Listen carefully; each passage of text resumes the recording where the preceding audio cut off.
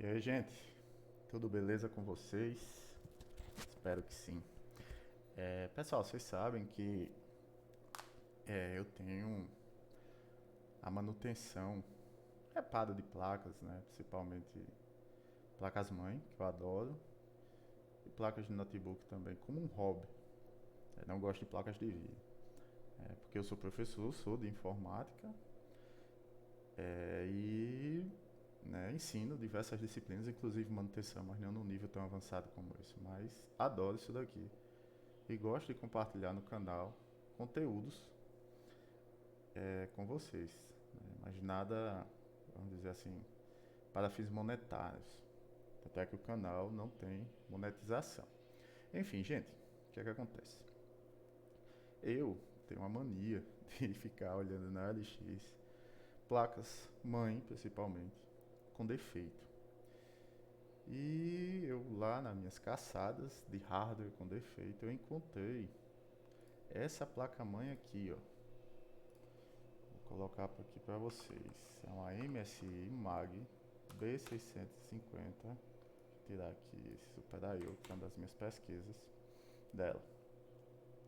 Enfim, é uma placa que ela você não encontra aqui no Brasil para vender. Não sei se a pessoa que comprou, né, essa placa, ela comprou via AliExpress ou se ela comprou de fora. Eu acredito que tenha sido ou comprou aqui, por exemplo, no Mercado Livre. Eu estou achando ela aqui, pronto, exatamente esse modelo, R$ 1.587,03. Aliás, não é nem essa aqui, essa aqui sim, é porque esse aí eu aqui tá errado, mas essa placa mãe aqui, exatamente essa placa mãe aqui, Mortal Wi-Fi. Então assim, é uma placa mãe bem parruda, AM5, né, bem atual. Vejam que é cara. E gente, no anúncio tinha dizendo que ela estava com curto no PCB interno, na PCB interna. A gente sabe, né, quem é técnico sabe que o PCB dessas placas, sim, possuem 7 camadas, mas que, pelo menos dentro da minha experiência, que não é muita, eu nunca vi um defeito de curto na PCB interna da placa.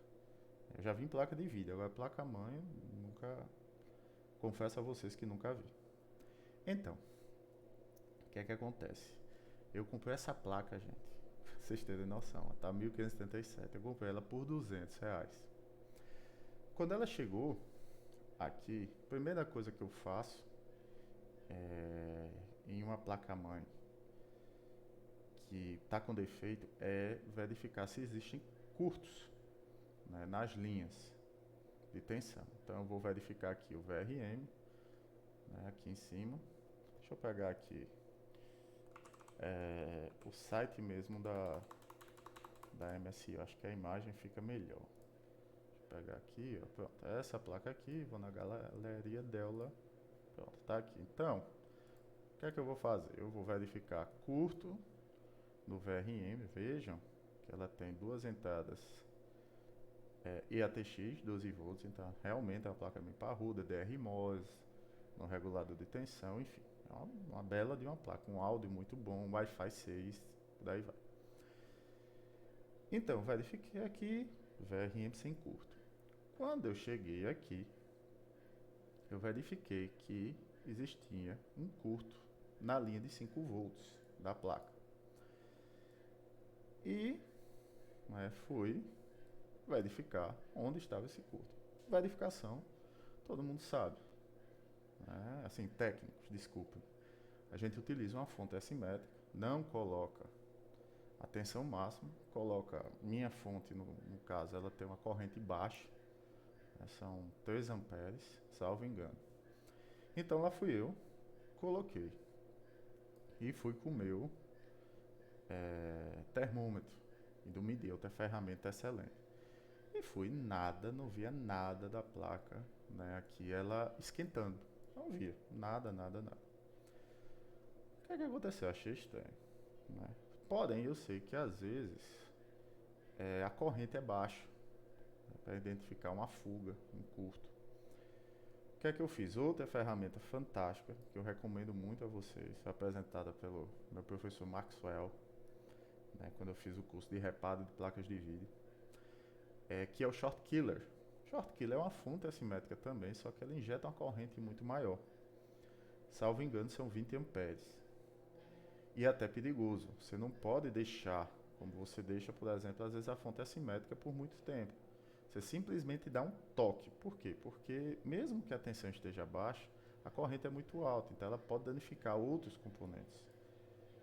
Assim, o ideal é só dar o toque, né, para ela identificar o curto. E assim eu fiz. Eu peguei Short Killer e coloquei. Na hora que eu coloquei, eu vou abrir aqui um board viewer equivalente. Um board viewer, vamos dizer assim, que é uma planta baixa, né, do PCB da placa. Esse aqui não é o da mesma placa-mãe. Essa aqui é da MSI 7D77. É uma placa-mãe M5B650 também. Só que ela é mais simples do que a que eu trabalhei. Então, eu identifiquei um curto em um capacitor. Deixa eu ver se é esse daqui. Era um capacitor cerâmico bem pequenininho, em uma região aqui que vinha dos 5 volts. Enfim, porque assim, a placa não é igual, então eu não consigo exatamente ver onde era, mas era uma região aqui próximo, né, ao chipset, vinha 5 volts. Fiquei até com medo, eu digo, poxa, né, pode ter queimado, não sei se o chipset, né, usa um conversor Bucker que vinha 5 volts e pode ter passado o chipset, enfim, fiquei com medo até de ter queimado o chipset. Enfim, troquei o capacitor, um capacitorzinho cerâmico, verifiquei, não tinha mais curtos, os curtos tinham sumido da placa. Então, beleza. Liguei a placa, né, coloquei a fonte e tudo mais. Quando eu coloquei a fonte, que liguei, a fonte gera uma tensão de 5 volts, que é 5 volts standby. O que é que vai fazer? Ela vai alimentar o Super I/O, partes do chipset, enfim, o Flash BIOS, por aí vai. E, porque aqui não vai dar para ver, né, a imagem vai ficar ruim, mas ela tem um debug LED. E o debug LED da VGA e do boot ficaram acesos assim que eu liguei.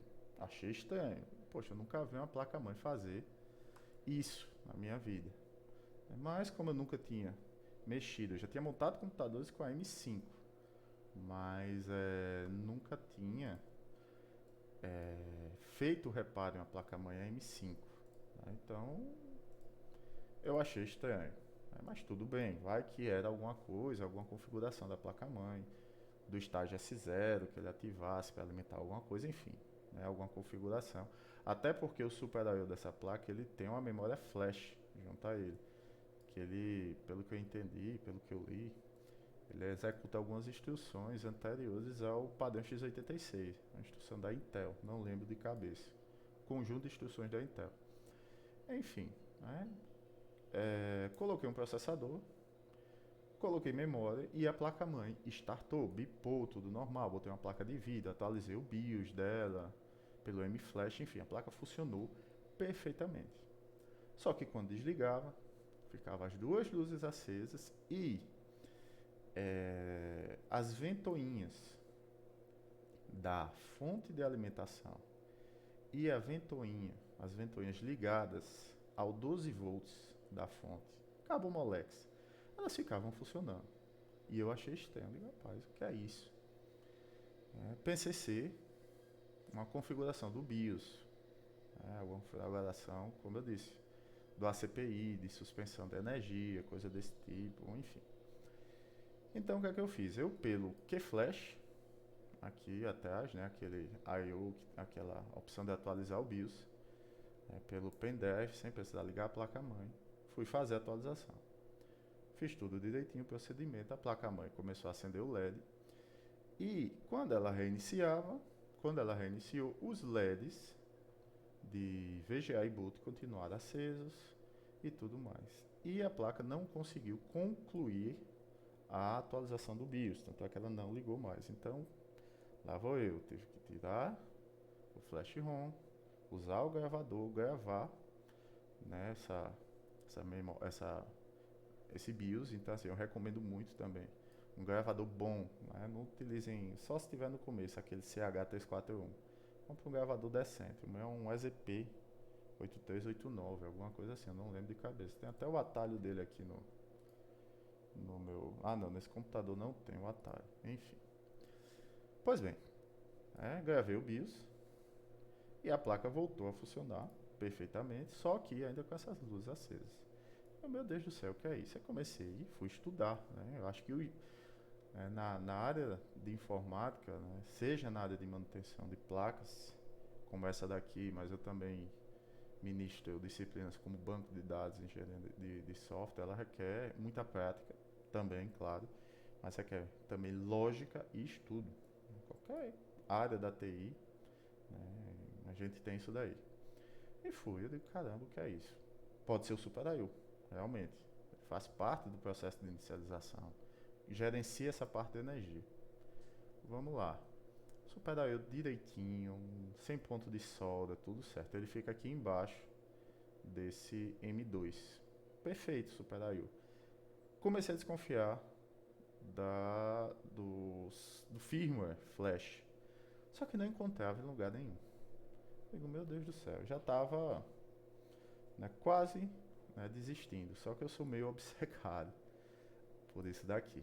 Digo, vou começar a estudar. Então fui atrás do board viewer dessa placa, não achei. Mas achei de uma placa equivalente. E fui vendo, poxa, onde é que esses 5 volts... Ah, detalhe. Quando ela estava desligada com essas duas luzes, eu fui medir as tensões aqui. Standby. Possuía, obviamente. Power Good não aparecia, o que eu já comecei a achar estranho. 5 volts VCC dava os 5 volts. PS-ON foi outra coisa que eu estranhei. Dava os 3 volts. Não tinha derrubado a tensão. E o mais esquisito foi que na linha de 12 estava aparecendo a tensão de 4 volts. Eu digo, poxa, deve ser alguma fuga de corrente na linha de 12 volts que está fazendo isso daí.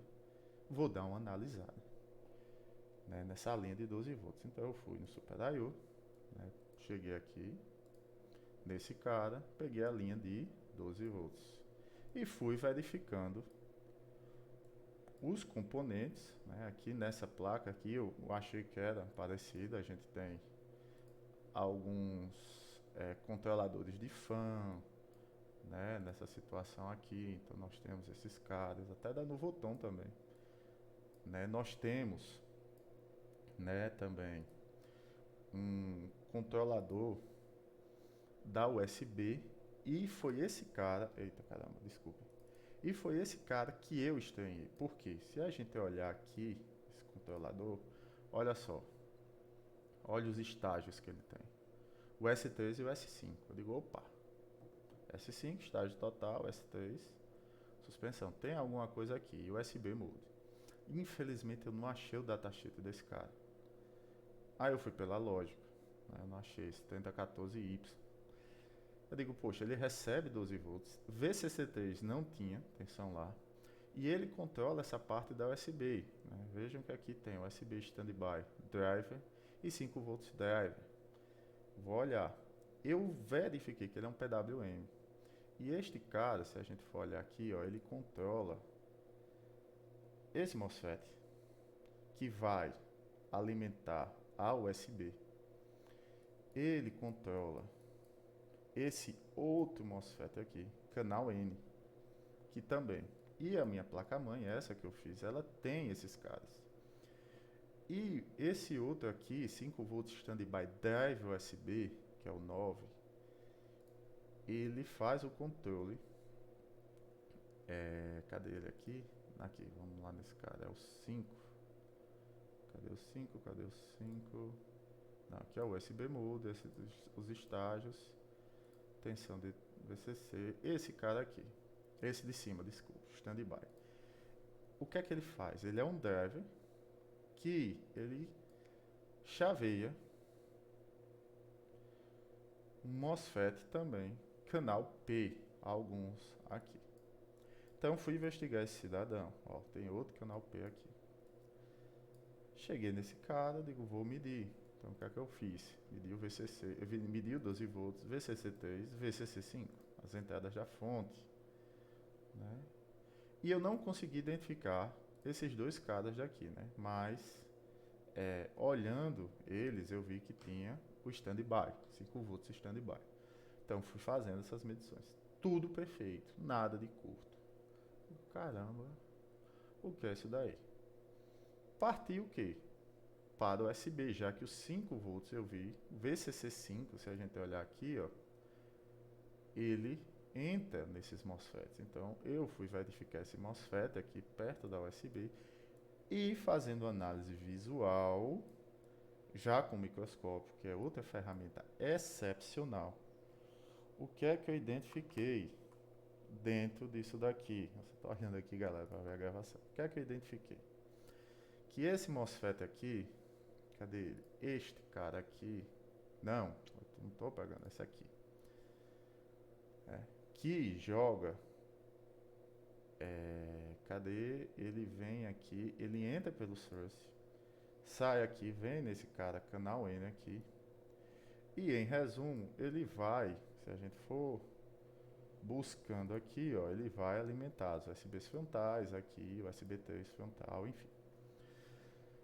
O que é que eu pensei? Eu digo, poxa, ou vai ser esse cara, olha só, ou vai ser o canal P aqui, o canal N é o canal P. Porque eles fazem o chaveamento para quê? Pela minha lógica, já que eu não vi o datasheet lá de cima. Quando a máquina desliga, vai para o ST, suspensão.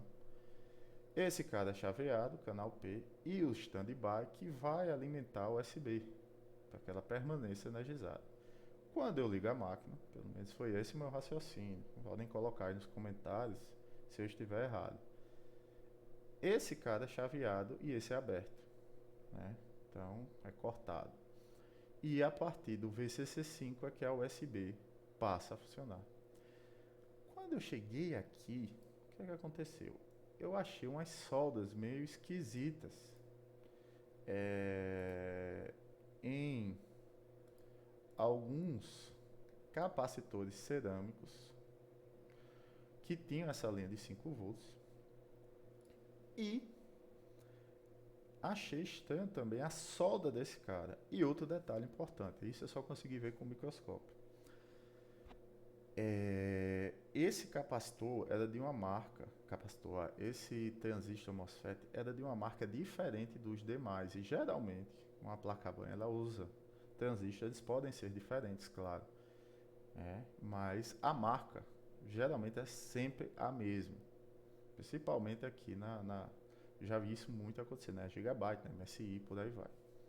Enfim, já achei estranho. Digo, rapaz, eu acho que esse cara foi trocado. Entrei em contato com o cara que eu comprei essa placa e perguntei se tinha acontecido, o que é que aconteceu para a placa ter parado de funcionar na mão dele. E ele disse que tinha entortado algum pino aqui na USB 3, né? E que foi feito, desentortado. Não perguntei se ela tinha passado por reparo. Aí eu estranhei mais uma vez, digo, opa, pode ter sido algum curto e estourou aqui o MOSFET e capacitores e tudo mais. E alguém trocou esse MOSFET. Pois bem, testei aquele teste clássico do MOSFET entre gate e source, sem curto. Só que se a gente lembrar, o MOSFET ele tem um diodo dentro dele. Então a gente testa as conduções entre drain e source, source e drain. O que é que aconteceu? Este cara aqui estava em curto. Drain, source, drain. Opa, vamos lá, trocar esse MOSFET. Por sorte eu tenho uma sucata, tenho sucatas aqui também, é fundamental, viu gente? De uma placa de vídeo MSI que utilizava, por coincidência, um MOSFET da mesma marca, porém com a corrente drain source maior, mais tensão igual, enfim, tudo isso igual. Troquei. Pá. Gente, quando eu troquei, que liguei a placa-mãe, né, chaveei a fonte, as luzes aqui do debug LED, que recebem 5 VCC, não acenderam mais. 12 volts parou, também de gerar. E a placa funciona normalmente agora. Tanto é que eu estou usando ela nesse exato momento, fazendo esse vídeo para vocês nela. Eu montei uma M5 para mim com isso daí, porque eu economizei muito dinheiro na placa-mãe. E com o kit antigo eu comprei o processador e a memória para essa máquina nova, né, para esse kit novo, um kit upgrade novo. Então o que é que aconteceu? Minha dedução, aí também eu peço que nos comentários, os técnicos que assistirem, né, verifiquem se eu estou correto ou errado, peço encarecidamente que veja se meu raciocínio está certo. Eu não, né, fiz a experiência de tentar. O que é que estava acontecendo? Esse cara chaveava quando eu desligava a máquina, passava os 5 volts standby para alimentar o USB. Como esse cara estava em curto, o standby passava por ele, dando source. Então ele vinha, canal N. Então ele vinha, passava, chegava aqui, ó. E olha só o que é que a gente tinha aqui, ó. Então ele retornava para o VCC5, ativava os debugs LED de boot e VGA. O que eu achei estranho é que a fonte ativava, eu não sei, é esse experimento que eu não fiz, de injetar 5 volts em uma fonte, eu não tenho uma fonte simples aqui para testar, para ver se ela ativava algum retorno lá, né, dentro da fonte, na secundária dela. E soltava também 4 volts aqui nos 12. Mas em resumo, gente, isso funcionou. Agora, o que eu quero dizer a vocês, isso foi depois de muito estudo, muita persistência, uma análise, olha só, eu não achei o board view da placa, mas peguei um equivalente. Então, análise aprofundada do board view, a lógica e tudo mais. Então, eu queria compartilhar esse conhecimento para vocês. Infelizmente, não dá para ver, né? Eu não fiz o vídeo do reparo na placa-mãe em si. Eu estou usando ela agora, não dá nem para mostrar, mas está funcionando perfeitamente bem. Então, economizei nisso aí, nesse reparo, né? Estou usando a placa agora, eu uso minha, eu uso pessoal, no meu computador pessoal. 1.300 e tantos reais, né? Eu mostrei aqui o preço da placa para vocês aqui no Brasil. Ela nem vende no Brasil, né? Só a partir do Mercado Livre, acho que importada, não sei. Economizei esse dinheiro todo, né, em uma placa. Então, só para vocês terem noção desse meu relato, queria compartilhar com vocês. Tá bom, galera? Se gostaram, curtam aí, por favor, comentem se eu falei alguma coisa errada. Como eu disse, eu não trabalho com isso, eu não sou técnico, né, de manutenção mesmo profissional de placas-mãe. Fiz alguns cursos, agradeço muito ao professor Maxwell, espero que ele veja esse vídeo. Né, aprendi muito com ele, no grupo de consultoria, sempre estou lendo no WhatsApp, no Telegram, aprendo muito também lá, né, com o pessoal, acompanho muitos vídeos, né, de hardware, de manutenção, enfim, né, canais na realidade, então a gente vai sempre aprender. No mais, galera, é isso, né, queria compartilhar isso aqui com vocês, esse relato dessa manutenção, e é isso aí, até a próxima, valeu! Vamos pausar aqui.